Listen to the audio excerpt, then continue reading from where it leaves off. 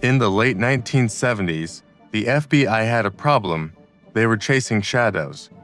Men like Ted Bundy and Edmund Kemper were tearing across the country, leaving trails of bodies, and the police had no idea how to catch them because they didn't understand why they were doing it.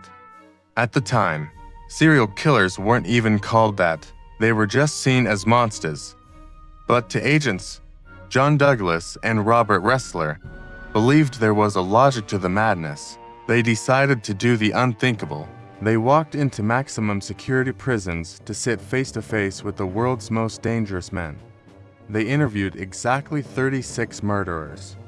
From these 36 conversations, they built a rule book that every detective uses today. This is the story of the 36 murders rule and the terrifying patterns they found inside the human mind. Before this study, profiling was mostly guesswork. Douglas and Ressler realized that if they wanted to catch future killers, they had to learn the language of past ones.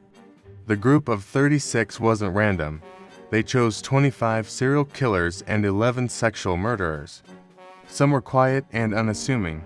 Others were giants like Edmund Kemper, who stood 6'9" tall. The agents asked them everything.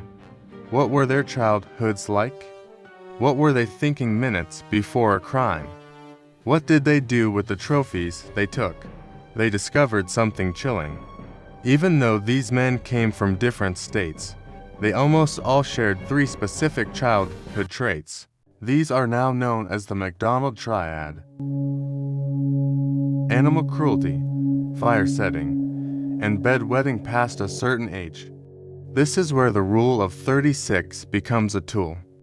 Based on these interviews, the FBI divided killers into 2 primary categories. First, the organized killer is a checker.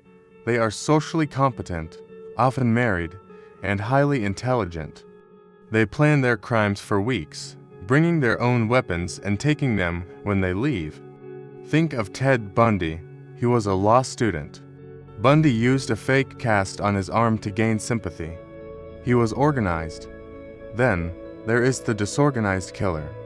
These are avoiders. They often have lower IQs, live alone, and act on impulse. Their crime scenes are chaotic. They don't bring weapons, but use whatever is nearby: a rock, a lamp, or a kitchen knife. They don't hide the body. They leave it where it fell. By looking at a crime scene, a profiler could now say, "We are looking for a man with a steady job and a clean car." Or, "We are looking for someone who lives within walking distance and is socially isolated." The 36 interviews turned a crime scene into a psychological fingerprint. But is the rule of 36 perfect? In the decades since, modern psychologists have questioned the study. Critics point out that 36 is a very small sample size. Furthermore, these killers were already caught.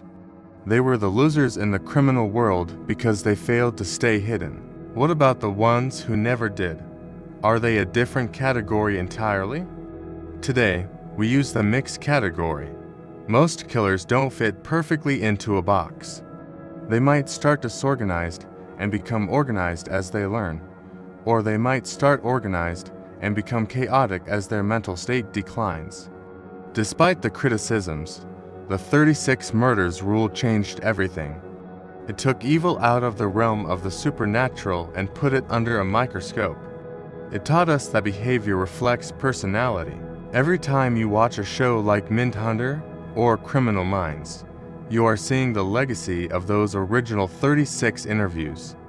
It was a dark journey into the abyss, but it gave us the flashlight we needed to find our way out.